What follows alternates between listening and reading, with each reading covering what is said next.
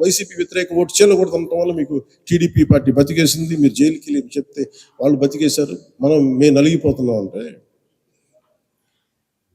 నాకు కనుక 2019లో నాకు సలహాలు ఇచ్చే వాళ్ళందరూ నేను 153 స్థానాల్లో పోటీ చేయించు 30-40 మంది కనుక నన్ను ఎమ్మెల్యేలుగా గెలిపించుంటే ఈరోజు సంపూర్ణ హక్కు 30-40 మంది పక్కన పెట్టండి, కనీసం నన్ను కూడా గెలిపించలేకపోయారు. కనీసం నన్ను గెలిపించున్నా కానీ బాగుండేది.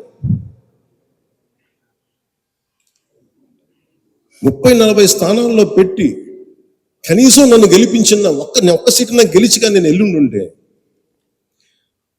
అప్పుడు నీ కోసం నిలబడ్డాం, అందుకని ఈసారి నువ్వు ముఖ్యమంత్రి స్థానం అడగండి, ముందుకు వెళ్ళకూడదు వస్తానంటే అప్పుడు నేను వింటాను సంపూర్ణంగా.